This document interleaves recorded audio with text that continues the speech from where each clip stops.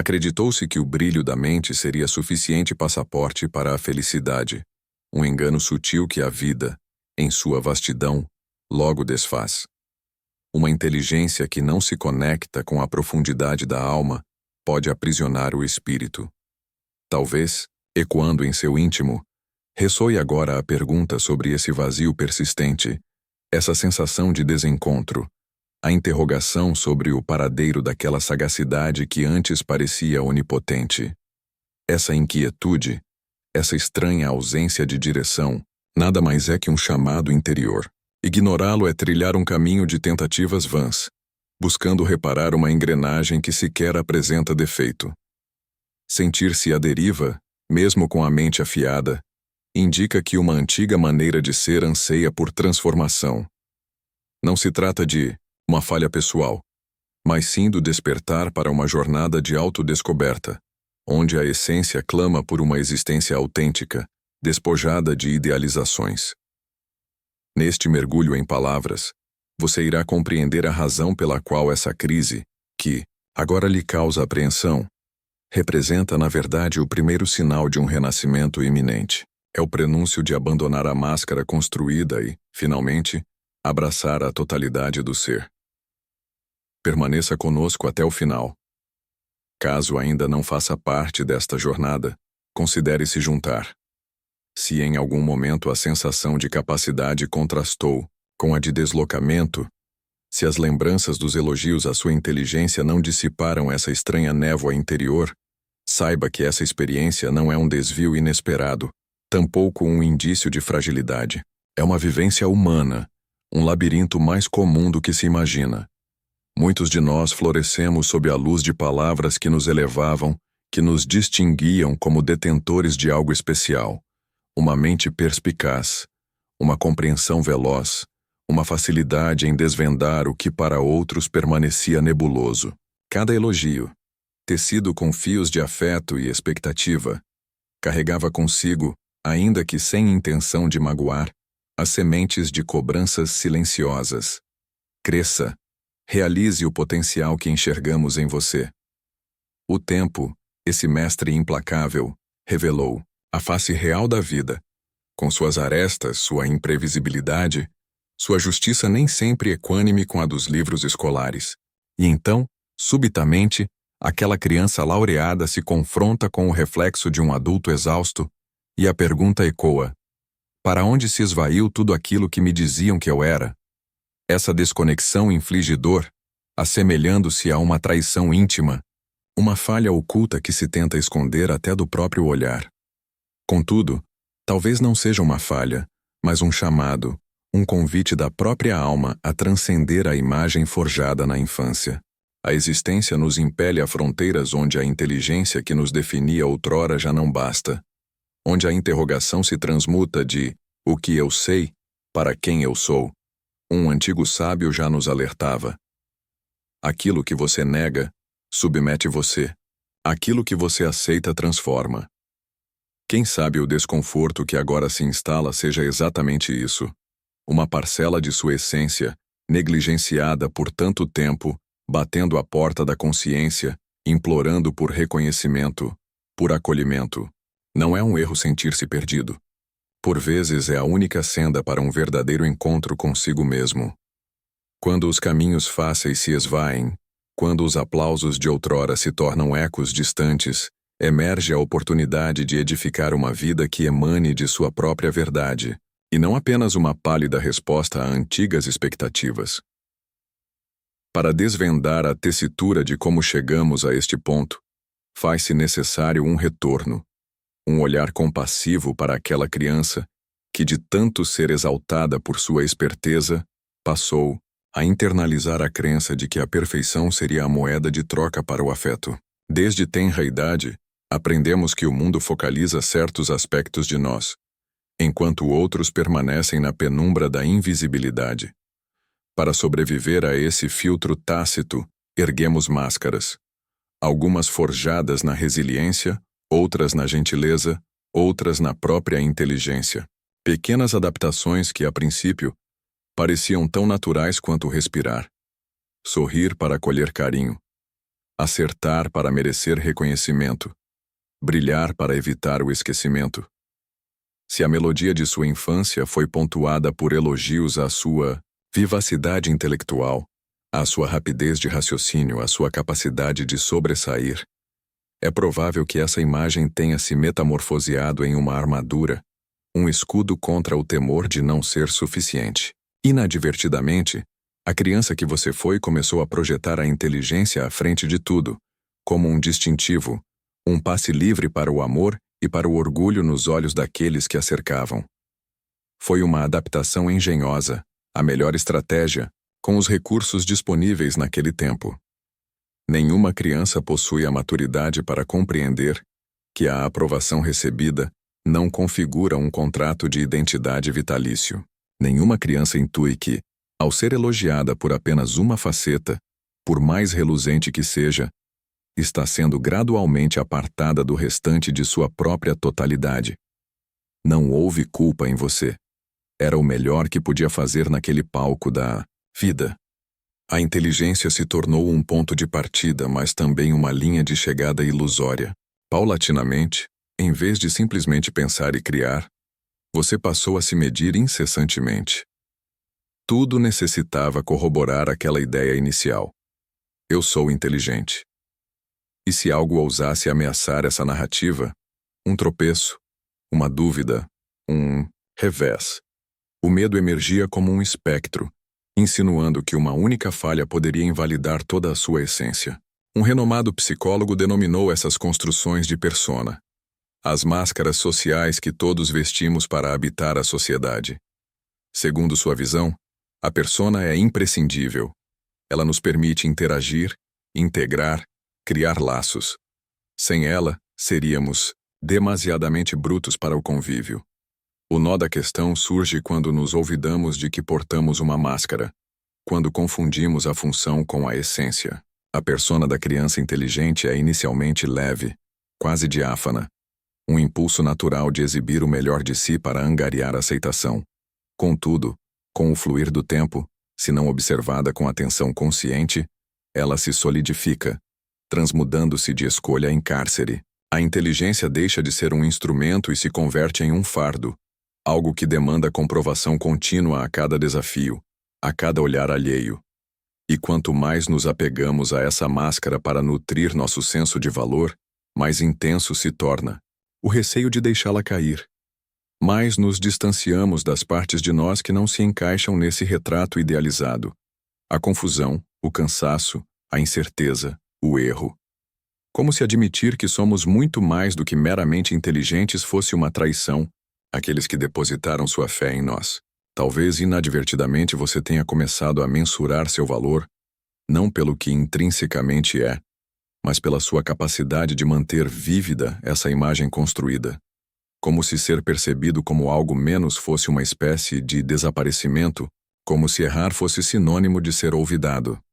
Entretanto, toda persona, por mais primorosamente edificada que seja, um dia necessita ser transcendida, não por ser mendaz, mas por ser incompleta. O que reside além da máscara é infinitamente maior, infinitamente mais pulsante do que aquilo que a persona se esforçou para proteger. E é nesse limiar que se inicia uma metamorfose poderosa. Quando aquecemos que a criança inteligente foi um capítulo relevante, mas que a maturidade da vida clama por outra narrativa, mais vasta, mais autêntica. Uma história que não se inicia com a necessidade de provar algo a outrem. Ao crescermos envoltos em elogios e expectativas, a facilidade se estabelece como um padrão, algo não apenas admirado, mas esperado. Resolver problemas com agilidade, compreender sem esforço, acertar a primeira tentativa. Essa sensação inicial de domínio é embriagante e, sorrateiramente, nos inculca uma lição perigosa, que as dificuldades são indícios de falha e, não de crescimento. O que principia como um dom se transmuta em uma armadilha invisível, uma prisão dourada, bela por fora, sufocante por dentro. O mundo nos habituou a associar valor a desempenho imediato. Se outrora era fácil, deveria perpetuar-se assim. Caso contrário, algo está em descompasso. Poucos percebem o peso desse contrato implícito. A inteligência, que parecia uma dádiva, torna-se um cárcere elegante, uma cela onde o erro é inaceitável, onde tentar e falhar é humilhante, e qualquer vestígio de esforço é interpretado como fragilidade. E então, silenciosamente, o medo começa a se insinuar. Primeiramente, evitamos os terrenos desconhecidos. Em seguida, passamos a selecionar apenas aquilo em que temos certeza de nosso sucesso. Finalmente, cessamos de tentar. Conheci alguém que vivenciou essa armadilha de forma avassaladora. Era um daqueles alunos brilhantes que colecionava as melhores notas, desvendava enigmas que pareciam intransponíveis para os colegas. Todos depositavam nele grandes expectativas, e ele as correspondeu até certo ponto. Na universidade, deparou-se com disciplinas desafiadoras pela primeira vez. Não era mais automático, não era mais fácil. E em vez de buscar auxílio ou adaptar-se ao novo ritmo de aprendizado, retraiu-se, evitou desafios, trocou de curso e, por fim, abandonou a faculdade. Não por falta de inteligência, mas por ausência de permissão interna para ser novamente um iniciante. O problema nunca foi errar. O problema residia no que o erro representava. A ruína da identidade que o sustentara por tanto tempo. Esse é o inflacionamento do ego de que falava o renomado psicólogo. Não um ego arrogante e presunçoso, mas um ego demasiadamente vulnerável para aceitar que a dificuldade não diminui ninguém, que o fracasso é apenas outra linguagem do aprendizado. Quando a facilidade se torna a régua, qualquer esforço parece humilhante, como se a necessidade de aprender fosse uma desonra pessoal. E então, em vez de florescer, permanecemos estagnados, aprisionados no reduto seguro do que já dominamos, enquanto o mundo lá fora, repleto de novas possibilidades, se distancia cada vez mais. Essa prisão não é feita de grades, mas de crenças invisíveis. E a dor não emana apenas da estagnação, mas da intuição de que estamos traindo algo, em nosso íntimo, algo que almejava mais do que replicar antigas vitórias, algo que ansiava por arriscar, descobrir, reinventar-se. Reconhecer essa dor é o primeiro passo para evadir-se da cela, pois ela revela que por trás da máscara da facilidade ainda pulsa uma alma viva, uma alma que não anseia apenas por vencer, mas por viver plenamente. E é nesse ponto que começamos a deparar com algo que evitamos por um longo tempo: a vulnerabilidade, não como sinônimo de fraqueza, mas como a chave para um caminho mais autêntico. Mas se essa couraça intelectual nos protege, o que acontece com tudo aquilo que ocultamos por trás dela? O que você deixou de lado para ser o inteligente? Em algum ponto da jornada, internalizamos que expor a fragilidade era perigoso, que falhar equivalia a ser diminuído, que errar era o mesmo que desapontar aqueles que depositavam sua confiança em nós. E então, quase que imperceptivelmente, começamos a esconder porções inteiras de quem somos, não apenas dos outros, mas de nós mesmos. Um célebre pensador denominou esse conjunto de rejeições de sombra. Tudo aquilo que julgamos indigno, tudo que não se harmoniza com a imagem que desejamos projetar para o mundo, vai sendo empurrado para a escuridão da consciência. Fragilidade, vergonha, medo, confusão não desaparecem, apenas se ocultam. Mas o que é reprimido não morre, apenas aguarda. Exteriormente, tentamos manter a fachada de indivíduos inteligentes, capazes, sempre prontos. Interiormente, carregamos um temor, o medo de sermos desmascarados, de que alguém vislumbre aquilo que tanto nos esforçamos para esconder, de que percebam que por baixo das respostas rápidas e dos resultados brilhantes, residem também a dúvida, a insegurança, o cansaço, o medo de errar, na verdade, é o medo de sermos vistos como comuns, como alguém que tenta, erra, aprende e tenta novamente, como qualquer ser humano. E para quem foi treinado desde cedo para estar acima da média, esse é um pavor difícil de admitir. Mas a verdade é que a verdadeira grandeza não emana da negação de nossa sombra. Ela floresce da aceitação, do reconhecimento de que somos feitos de luz e escuridão, de força e de falha, de certeza e de confusão. Que não somos menos valiosos por sermos humanos. Uma profunda compreensão da vida não exige perfeição, ela clama por inteireza. E ser inteiro é abraçar também aquilo que preferiríamos manter oculto. Se você almeja iniciar esse processo, e a verdade é que ele já começou, ou você não estaria aqui, aqui reside uma sugestão singela, porém poderosa. Reserve um tempo para ponderar sobre quais aspectos de si mesmo você mais evita expor. Não se trata de julgar-se, tampouco de corrigir-se. É apenas um ato de contemplação, como quem acende uma suave luz em um aposento há muito fechado. Questione-se: quais partes minhas eu oculto dos outros?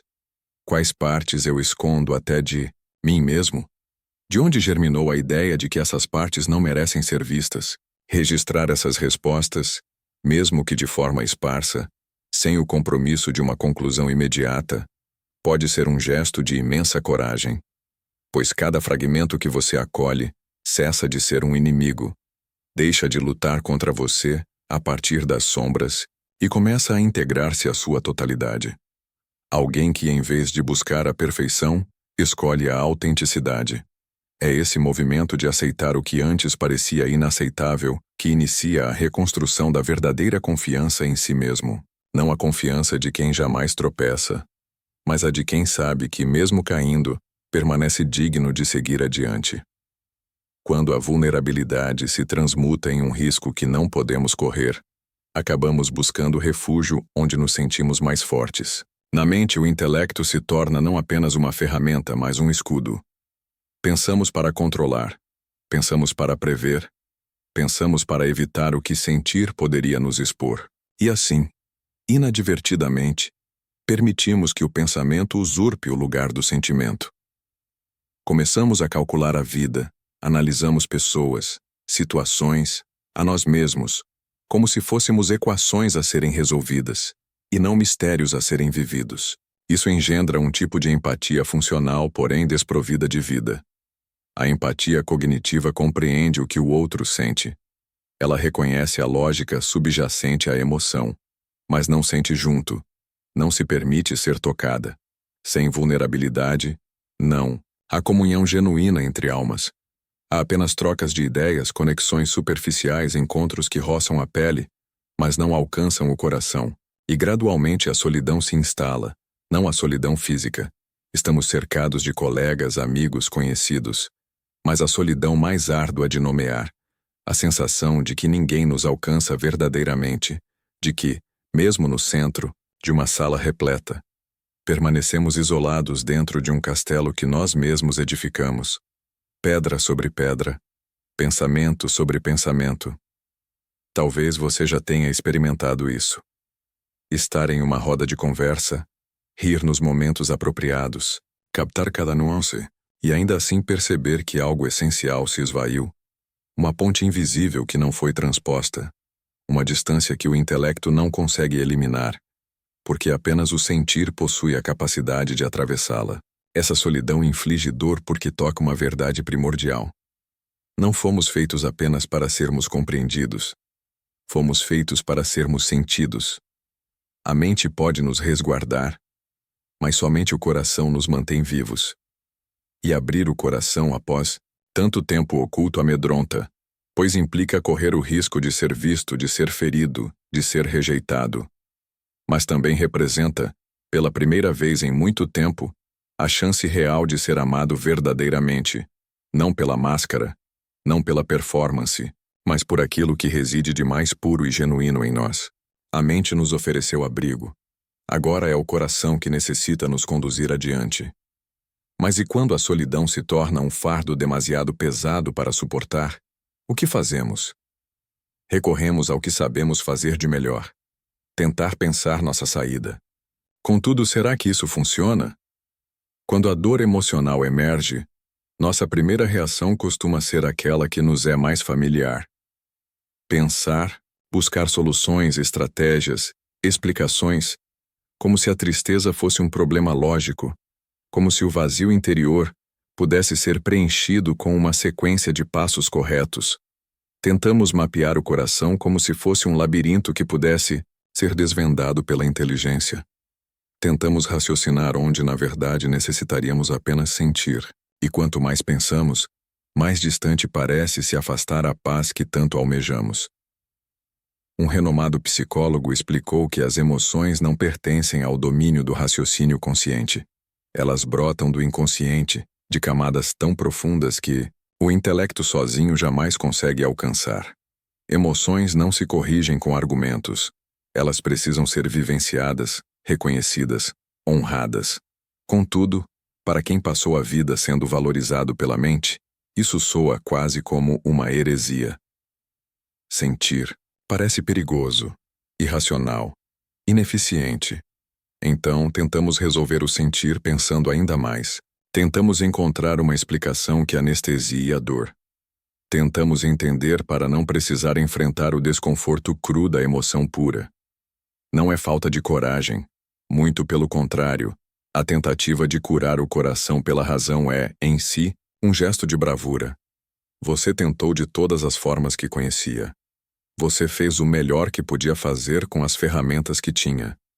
E talvez seja a hora de permitir-se algo novo.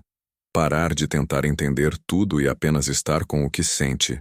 Sem precisar consertar, sem precisar explicar. Isso não significa se afogar na dor. Significa reconhecer que a dor, quando escutada com respeito, começa a se transformar sozinha. Emoções são como rios. Se tentamos represá-las, criamos pressão. Se deixamos que fluam, mesmo que lentamente, elas encontram seu próprio curso. De cura. Pode parecer estranho, desconfortável até estar com o que dói sem tentar acelerar o processo, sem tentar provar que já superou. Mas é nesse espaço nu, onde a mente se aquieta e o coração respira, que a verdadeira cura começa a acontecer. Pela primeira vez, talvez, sem precisar ser brilhante, sem precisar ser forte, apenas sendo humano. E é nessa entrega que encontramos algo que o pensamento nunca pôde nos dar. A sensação de que, mesmo sem entender tudo, estamos exatamente onde deveríamos estar. Quando a dor da desconexão se torna intensa demais para ser suportada, às vezes a mente constrói uma última linha de defesa, a ideia de que estamos acima. Não acima por arrogância vazia, mas como uma tentativa desesperada de tornar a solidão mais suportável. Se ninguém parece nos entender, se a sensação de estar isolado dói mais do que conseguimos admitir, pode ser mais fácil acreditar que o problema reside nos outros, que somos diferentes, mais profundos, mais conscientes, mais preparados. Uma forma sutil de proteger o que resta da autoestima ameaçada. Um renomado psicólogo chamava esse movimento de inflacionamento do ego, um mecanismo de sobrevivência do psíquico, inflar-se para não afundar, construir uma narrativa de superioridade para amortecer a dor da exclusão. Só que essa proteção vem com um preço. Quanto mais nos convencemos de que os outros não merecem acesso à nossa vulnerabilidade, mais nos isolamos. E quanto mais isolados, mais precisamos manter viva essa crença para justificar a distância. É um ciclo difícil de quebrar, porque parece seguro, parece racional, parece até nobre. Manter os padrões altos, não se misturar com superficialidades, proteger a própria integridade. Mas no fundo, é medo. Medo de ser rejeitado, medo de precisar dos outros e ser decepcionado novamente. Uma profunda compreensão da vida oferece outra direção, a humildade. Não a humildade forçada que se veste de falsa modéstia, mas a humildade viva que reconhece que ninguém, por mais inteligente, sensível ou capaz que seja, é completo sozinho. Humildade não é se diminuir, é abrir espaço para os outros serem diferentes, sem que isso ameace quem somos. É aceitar que a conexão exige imperfeição, tanto nossa quanto dos outros. Talvez você se recorde de momentos em que, ao pressentir que seria julgado ou mal interpretado, preferiu se retrair. Preferiu erguer um muro interno, racionalizou a distância. Eles não entenderiam mesmo. Talvez tenha evitado pedir ajuda, compartilhar uma dúvida, confessar uma fragilidade. Essas decisões foram tentativas legítimas de se proteger, mas no longo prazo, construíram camadas de separação que agora pesam. A boa notícia é que, da mesma forma que esses muros foram erguidos, eles podem ser desmantelados. Não com força, não com pressa, mas com pequenos gestos de abertura. Admitir uma dúvida, compartilhar um medo, permitir que alguém veja, mesmo que de relance, aquilo que você guardou com tanto cuidado. Cada ato de humildade é uma ponte que se estende em direção à vida real, aquela onde ninguém é perfeito, mas todos são necessários. Renascermos para nós mesmos não é como virar uma página. Não acontece num instante de iluminação súbita. É um processo de desconstrução e reconstrução. Uma jornada que se inicia quando percebemos que aquilo que nos definiu até agora, a inteligência, a força, a performance, já não é suficiente para sustentar quem estamos nos tornando. Um renomado psicólogo chamou esse caminho de individuação, o processo de integrar todas as partes de nós mesmos, as luzes e as sombras, para descobrir quem somos além da persona. Não é sobre nos tornarmos alguém novo, é sobre recuperar partes antigas, esquecidas, renegadas, trazer para o centro da consciência aquilo que fomos ensinados a esconder, a vulnerabilidade, o medo, a dúvida, o desejo de pertencer sem precisar, merecer. Individuar-se é descer do pedestal que construímos para sobreviver. É aceitar que não ser compreendido às vezes faz parte, que não ter todas as respostas não diminui nosso valor, que a vida pede mais verdade do que perfeição. O mais desafiador, perceber que ninguém fará isso por nós. Nenhum título, nenhum elogio, nenhum reconhecimento externo podem substituir o trabalho interno de acolher quem realmente somos. Esse processo exige coragem, mas não aquela coragem cinematográfica de grandes gestos.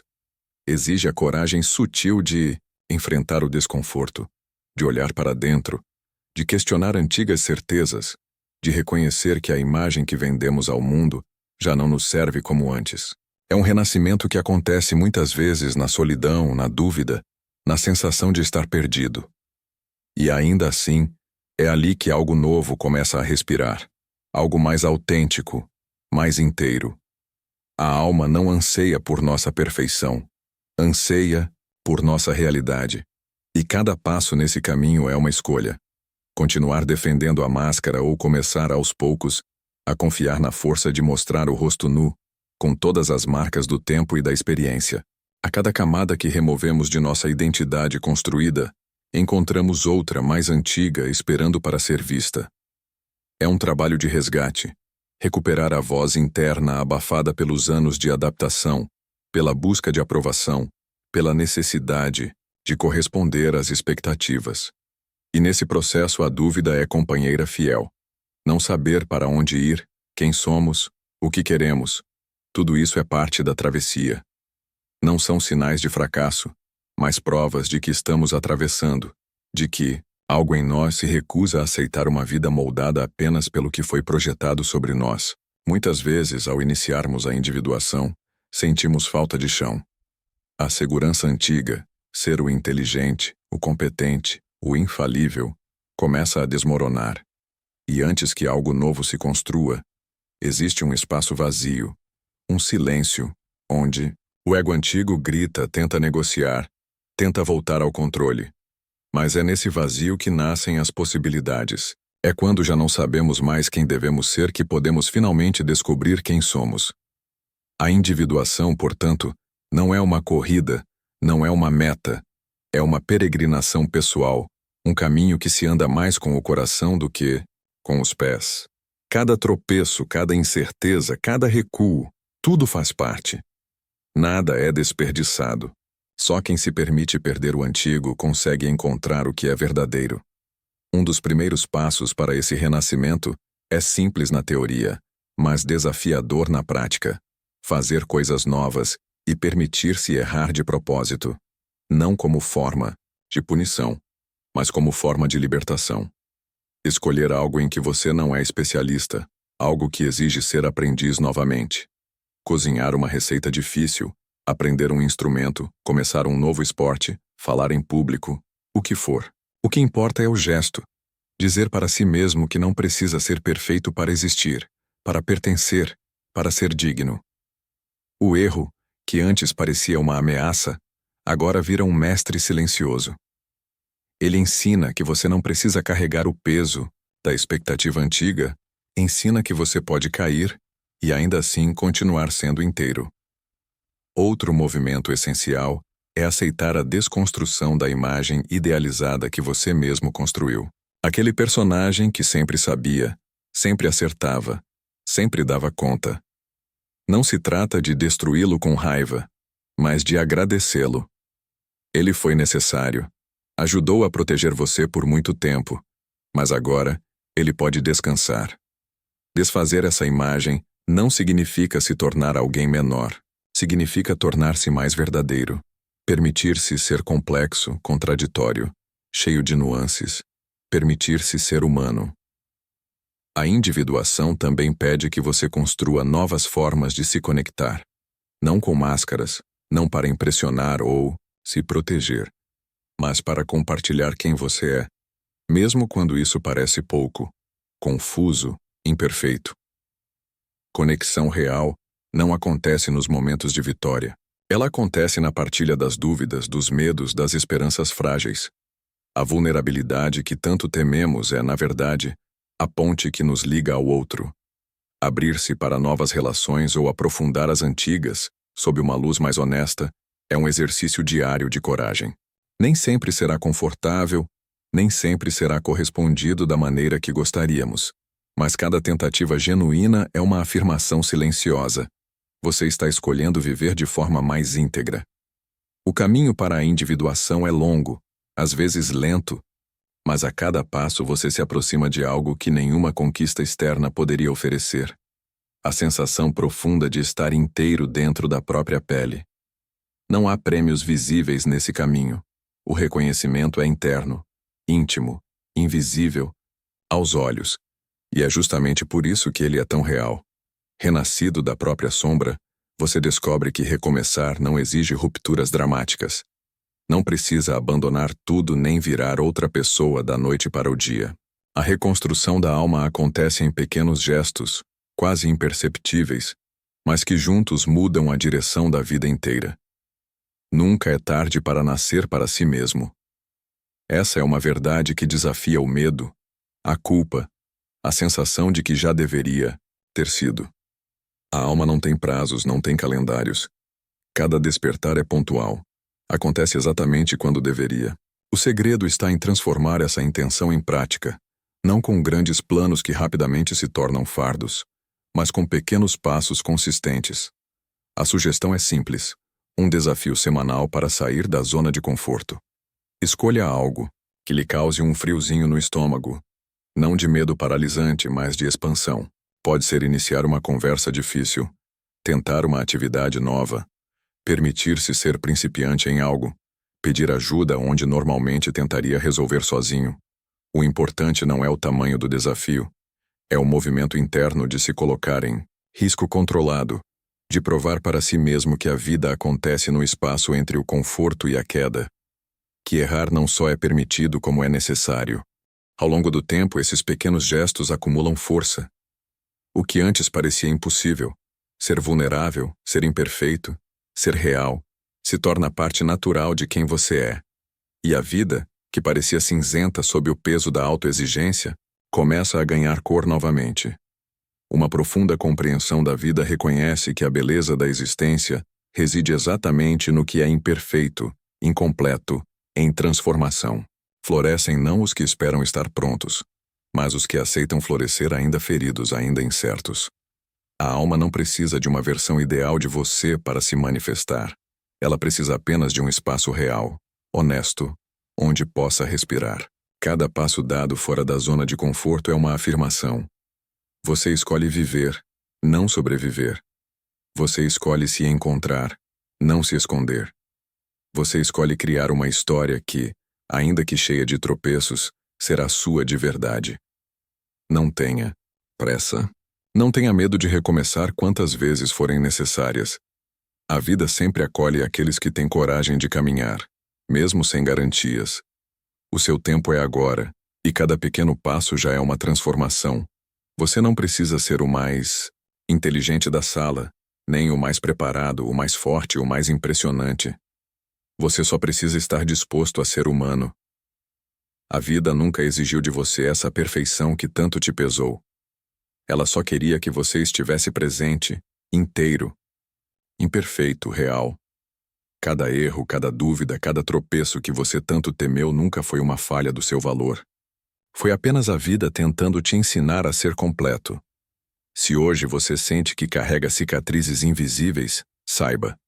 Elas são testemunhas da sua coragem, da sua disposição de tentar, de se levantar, de continuar mesmo sem garantias. Eu também já passei por isso. Sei como é sentir-se perdido entre a pessoa que esperavam que você fosse e quem você realmente é. Sei o que é se olhar no espelho e buscar lá no fundo algo que faça sentido. E é por isso que posso te dizer sem nenhuma hesitação: você não está só. Somos companheiros neste caminho. Um caminho onde a vulnerabilidade não é um defeito, mas um portal. Onde ser realoso é mais valioso do que ser perfeito. Onde a alma floresce justamente quando deixamos de exigir de nós mesmos aquilo que nunca fomos obrigados a ser. Permita-se ser visto. Permita-se errar. Permita-se sentir. A plenitude não está em alcançar uma imagem idealizada. Está em viver cada dia com a honestidade de quem abraça sua própria história, sem vergonha, sem máscaras. O lugar onde você sempre pertenceu nunca foi lá fora, nas expectativas, nos aplausos. Sempre esteve dentro de você, esperando que você voltasse para casa. Se você ficou comigo até aqui, quero te fazer um convite genuíno. Deixe nos comentários a frase: "Eu escolho ser real". Assim, saberei que você percorreu esta jornada até o final e está nesse processo de reencontro consigo mesmo. E se esta reflexão tocou você de alguma forma e você deseja apoiar o canal para que estas palavras alcancem ainda mais pessoas, considere contribuir com um pequeno valor através do botão de apoio. Toda ajuda, por menor que pareça, faz uma enorme diferença para que esta mensagem continue a ressoar. Muito obrigado por caminhar comigo. Nos vemos no próximo encontro.